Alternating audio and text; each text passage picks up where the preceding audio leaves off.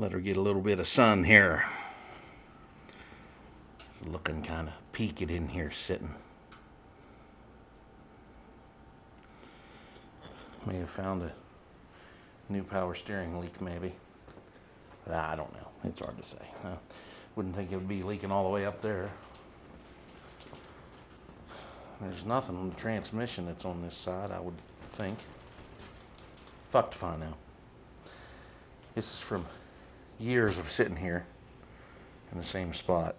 So, yeah. See, this is how you know when you have a good one and it fucking leaks everything. Because then you'll know. You'll definitely know.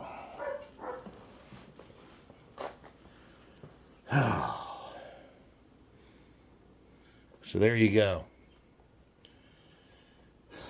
Not in the best of spirits today, but whatever. Here we are.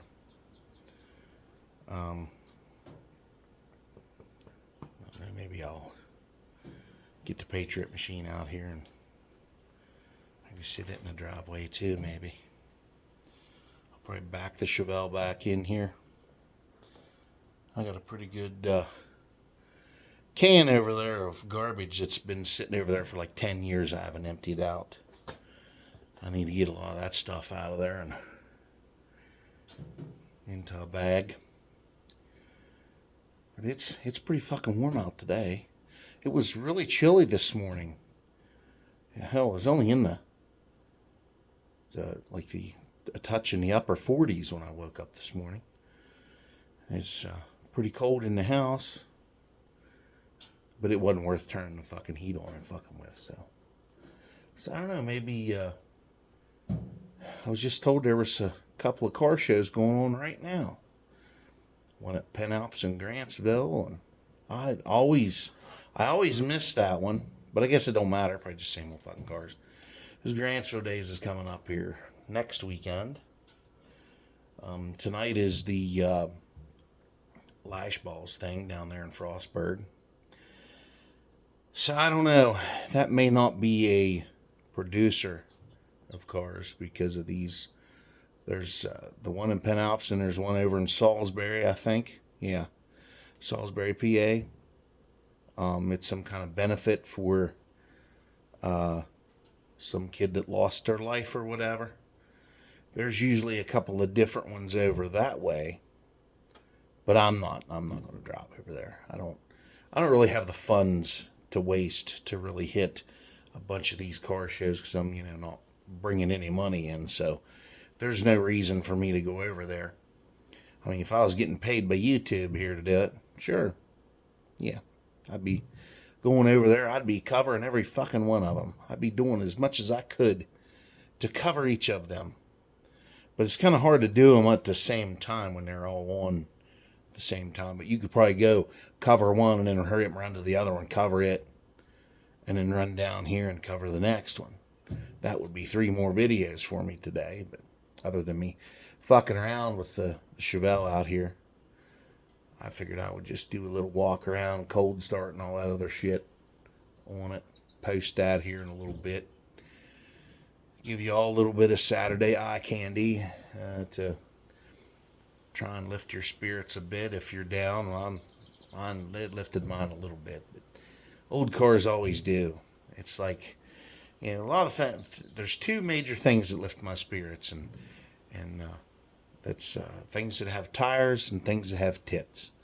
So, of course, the only thing that's raising my spirits right now are the things with tires, because the things with tits don't want to come around. So, but that's all right. That's just a lot less aggravation, because the old saying goes, if it has tits or tires, it's going to give you trouble. So, anywho's, big barbecue happening up here today. It's nice and windy out. Well, not really windy, it's breezy. Every once in a while it kicks up kind of high, and it's not too bad. If you get the sweat on, the breeze kind of comes by and takes care of it for you. So, I'm starting to sweat a little now. I didn't think shit sweat. But anyhow, That was a cheap shot on myself. So anyway, I don't know. See what the fuck else I got for you. See what happens. I might scrub the tires on the Chevelle. They haven't been scrubbed in a long time. Plus, well, I haven't really hosed off the Chevelle in a long time. I try not to wash it that often because, it'll... I got body filler on those seams, and I don't want it pushing out because it's done that once before. Back because when I finished it one other time, eons ago, probably the early 2000s, I finished it one time, and I painted it, and it didn't turn out very good. And I painted it that same green that it was from the factory, just matched it up. And the paint was the DuPont that had clear coat mixed in it. Don't ask me how I got the funds up to afford that fucking shit, because somehow I did or other. I bought primer and I bought paint. And this paint, with the clear coat mixed in it, what it's supposed to do is it's supposed to be self-leveling. It's supposed to rise to the top while the paint stays on, closer to the body of the car. But that didn't work out too good because it was really damp here that day, and lots of chaos erupted. Plus, I wasn't even here. I didn't even paint it. My dad and my brother-in-law painted it for me that time, and I had plastic, thick plastic, up here in my ceiling, covering the engine bay. And what happened was when they primed the car, the primer laid on that plastic and it didn't stick to it. And when they went by with the color, it blew the primer up in the air like little flakes, and it all came down onto the fucking car where they already painted. It was a mess. Plus it was raining, damp out. It was real shitty outside. Didn't know what the weather was supposed to be. So they went ahead and shot it. They shot every bit of paint that was there out. And I didn't care much for it. I tried to buff it a little bit. I had a feather buffer, and I didn't really have a variable speed buffer. I had a great big old grinder that I was running on it. And I had the paint burnt every fucking place you looked. And it was a disaster. It looked so bad. And then I thought, well, fuck it. We'll just run it anyhow, and I'll fuck with it later on, And I took it down here to the Route 40 school car show. They used to have car shows down here. The fire department used to put them on. And I took it down there and parked it next to a guy. He was a guy that had money hanging out of his ass. He had bought a 69 Chevelle SS 396, 375 horse. It was already done for him. He just went out and bought it and took it to this car show and was telling me what a piece of shit my car was. How my car being next to his was a disgrace. And I told him, I said, well, okay, asshole. I said, I was getting ready to leave anyhow. I didn't stay till the end for the judging or anything like that. Because I've went to that car show since I was a little kid. And then I think that was one of the last ones that they had there because they quit doing it. When they tore the old school down and put the new one there that's there now, they haven't had one since there. And I'm not sure why, but they don't have it there anymore. But I told him, I said, get that black bastard out here on the blacktop. I said, we'll line him up on the stretch out here. I said, I bet you I'll whoop your fucking ass down the fucking road. I said, first one to the cut here, I said, takes it. He wouldn't run it out there. And it's because it was a fucking trailer queen. He wasn't going to drive that son of a bitch like, hey, the fucking trailer queen. Oh my God, I'm not taking it out on that highway. I was like, yeah, you're going to take that home and park it in your living room. I said, and have gay fucking dinner parties around it, aren't you? You and your rich pals are going to butt fuck each other next to it and stare at it and, oh my God, it's glorious. Yeah, that's what I told him. I told him to go fuck himself. And then I got in, I left. I ripped and slashed out the fucking road.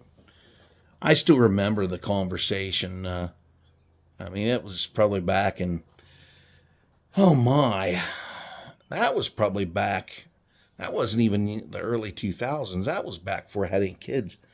That was back in like 1999, I believe, as I had put it together and wanted to get it back on the road, and I did that. That's why I was able to afford that shit, because I still lived at home with my parents at the time, and I had the money. And yeah, I took it and ripped that son of a bitch out the fucking road and back, and I revved the hell out of it. I spun the fucking tires and ripped and slashed. The cops was there when I was done.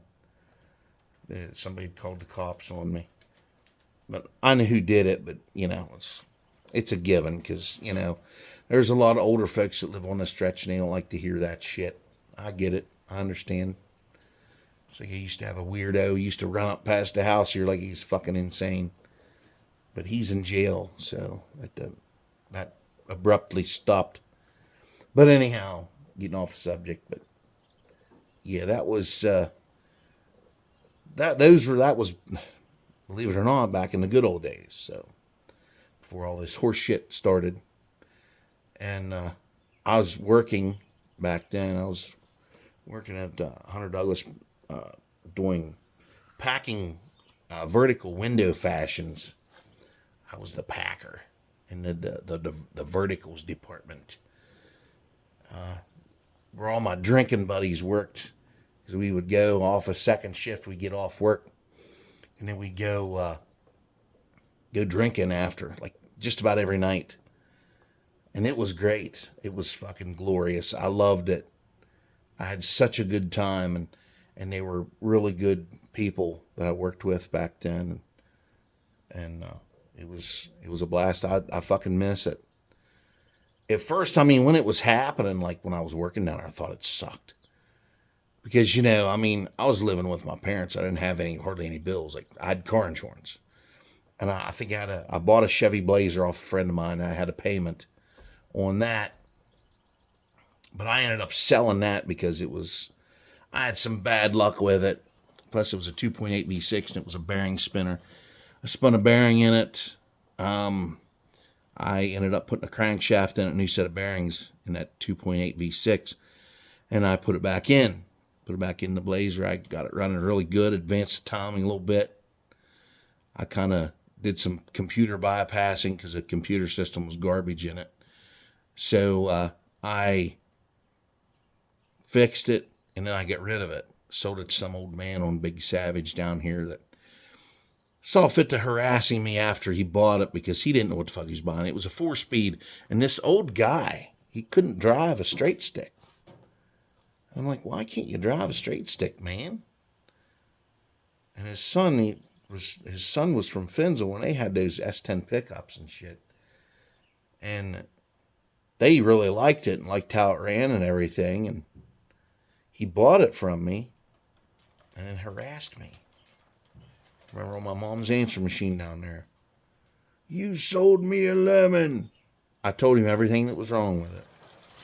I said, the front windshield leaks a little bit. I said, you have to get a new ribbon for that front windshield. The tailgate latch is broke. You'll have to get a new latch. And I showed him how to open it. I had a thing on the keychain you put in there, and you just had to twist it. I mean, you had to have some hand strength, but I guess he didn't have any. And his son drove it off. He didn't even test drive it. His son drove it off. And then we had a bunch of rain. And I guess the next morning, it's sitting down there in his driveway. The driver's side floor was full of water, which I warned him about. I was like, you're going to have to just watch that. So I was a no good piece of shit. And he said he was going to call the cops on me for selling him a lemon. I was like, okay. I answered it in the phone one time when he called. And I was like, listen up, you old fuck. I said, I'm going to come down there and bend you over. I said, I'm going to drive that Blazer up your ass. I said, you ain't going to be too fucking happy about it. I said, so why don't you just shut the fuck up? I said, and just deal with whatever you're dealing with. I said, I told you what was wrong with it. You bought it anyway.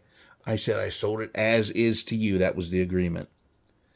So then he quit calling me. after I threatened him a little bit. He quit calling, and I never heard from him again. And yeah, but the Chevelle there, I'd painted it that green once before, and it just didn't work out. And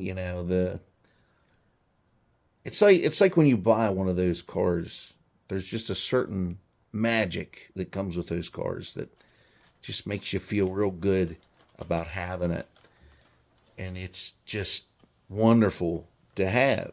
And it looked like hell back when I first bought it because it was all dented up and dinged up and paint was all dull on it, and it just looked horrible. But it ran really good. I mean, it ran so good.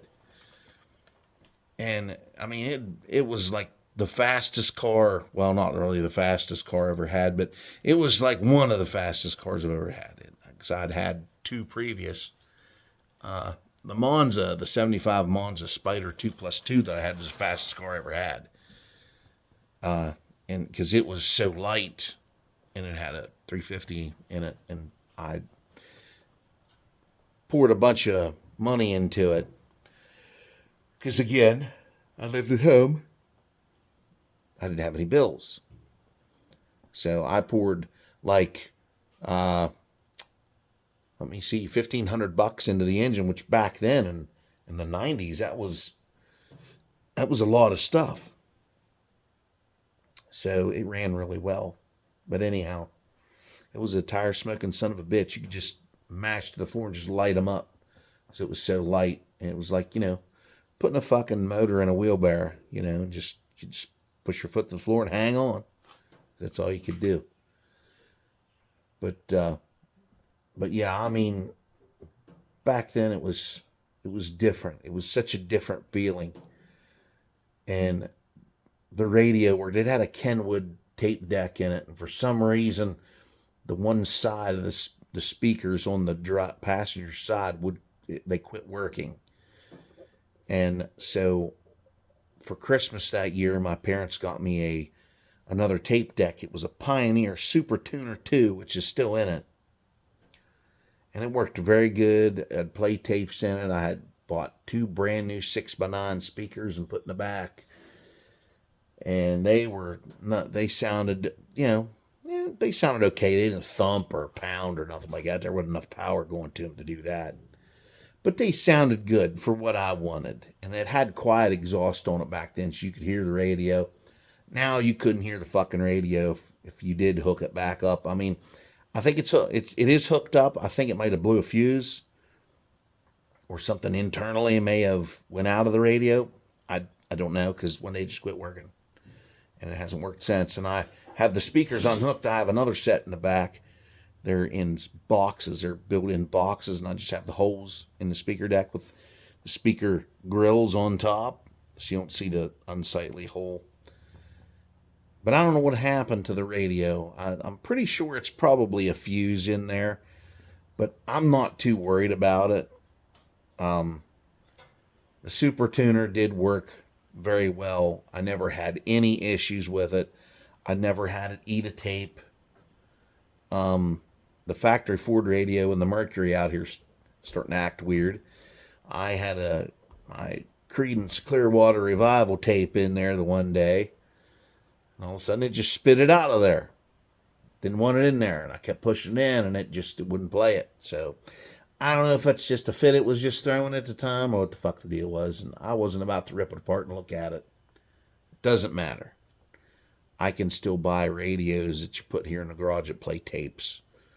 I get one of them combination stereos sometime that you play a record on it, you can play a tape, you can play CD, and it's got Bluetooth. So we'll do that. We'll do that sometime. I'll get one of those. But anyhow, I'm rambling on about stupid shit. So, but one thing I just wanted to say is when you get an old car like that and you get to driving it around, cruising it. I drove it in the rain and the sunshine, and put it away in the winter when the winter time came, and I drove that car to school the second half of my senior year because I'd bought it I drove it the first and the last half of my senior year, because I had it both times. I drove it to school as much as I could, and had lots of fun with it. And it was great. And I just, every day when I woke up, I just couldn't wait to get behind the wheel of that son of a bitch and go. I just couldn't wait. I, didn't have a whole lot going on back then either. And there was just this amount of excitement that I had when I would open up the door and look at it sitting in the driveway. And it's like, that's mine. That is fucking awesome. It's like, just sit back and look at it and just, you're like, boy, that is such a good looking vehicle. Such good engineering. These people at GM back in the day, they really knew what the fuck they were doing. They really, really had their shit together back then. And the designs of vehicles that they were bringing out were just fucking phenomenal. And I'm not going to leave out Chrysler and Ford. They had very good designers back then too. And it seemed like when we hit the 90s, the pickups were all the stars, it seemed like. And the Camaro turned into, I don't know, a wedge-shaped fucking thing with a bubble on the roof. And Ford still had their Mustang that, still had its curves. But it just wasn't exciting. Pontiac's Trans Am was still exciting looking, though. I could say that there in the 90s. They had that triple ram air thing going on the hood. That WS6 was such a good looking car. I didn't think it was possible back then for them to top the 80s Trans Am. I just didn't think it was possible, but they did. They did it. And, just that feeling of going out there and firing that son of a bitch up and going cruising and spinning the tires and just acting like a fucking crazy person. It was fun. It was so fucking great. I can't say that magic is the same today. It's just not. It's not the same.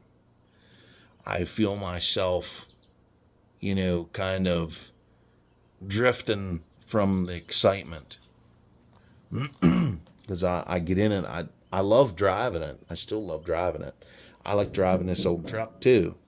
But it's not as exciting as what it used to be. There's still some excitement there, but it's just like the virtual magical part of it is just not as heavy in the air as what it used to be. And today's vehicles, they're just a dead fuck. Look at them. Just look at all this shit that they're making now. Everything looks the same. Everything's got a plastic bumper cover on it. They all look like wedge-shaped fucking eggs going down the road, and they don't have no sound. They don't have no character.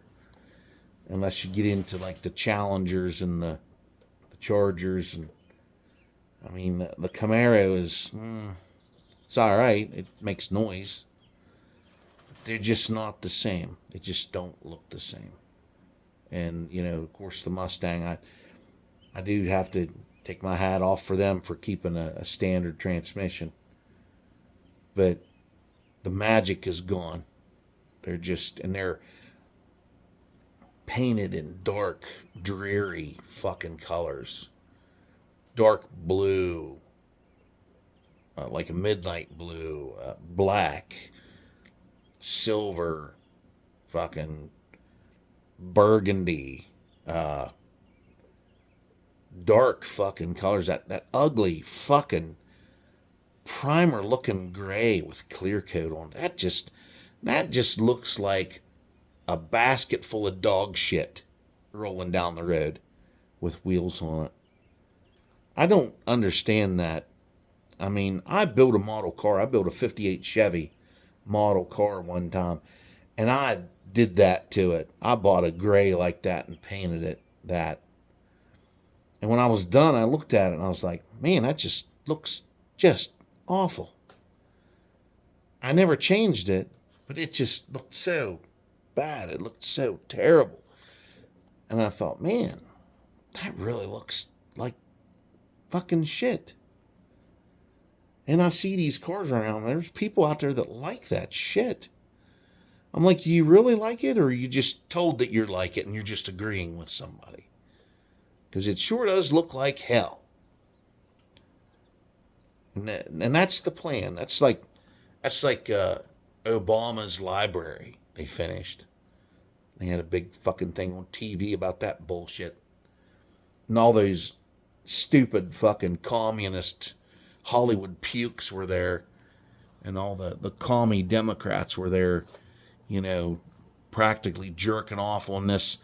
It looked like a fucking 7-story fucking prison tower, you know, somewhere where you'd lock patriots inside for them to just go there and die. It just looked like such a communist looking building. It looked like a bunch of commies built it, but they did. It was funded by them anyway. Well, it's hard to say. They probably took our stolen tax dollars and built that shithole. But they built it once and it fell apart on them. And it's like, if that isn't a sign from God, I don't know what is. But that place looks like, you know, either a fucking prison or a big stack of dumpsters put on top of each other. It's just cold concrete. You know, it says you have no hope. It says don't you dare have any hope for freedom, because it doesn't exist there in his fucking library. Of course, you know, they shouldn't be building nothing for him because he's not a United States citizen. He never was. Well, he might be now, but he wasn't born in the United States. He was born in fucking Kenya. He tricked the system. They took and pulled the wool over everybody's eyes, and he get in there. Son of a bitch couldn't even fabricate a birth certificate. It said he was born in Hawaii. Like, fuck. I know that's an old debate, but we all know what the truth is. But it doesn't matter at this point. And plus, we all know who fucking ran the country while old, Mr. Autopen was in there. We knew who was running the country, because it wasn't his old feeble ass, and it wasn't that drunken fucking Harris. She's too liquored up all the time to have to run any fucking thing. So anyway, I'm jabbering. Get a few more shots of the Chevelle here, and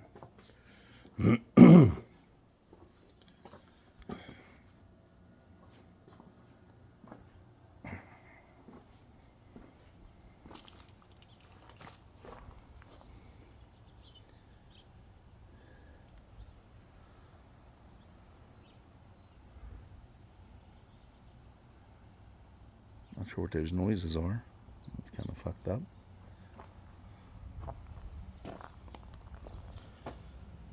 Somebody coming over the hill? Yeah.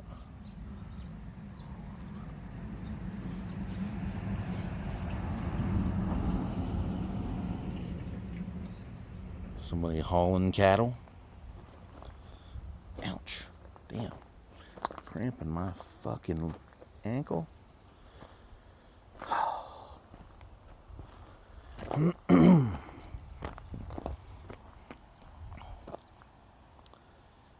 You know, this car is 56 years old, and it still has the, modern look to it.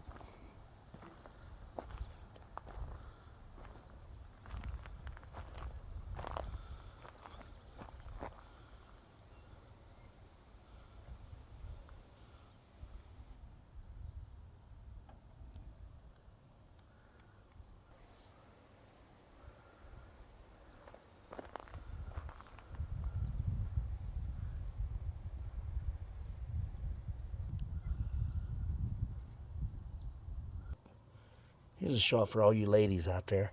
They all like balls in your face.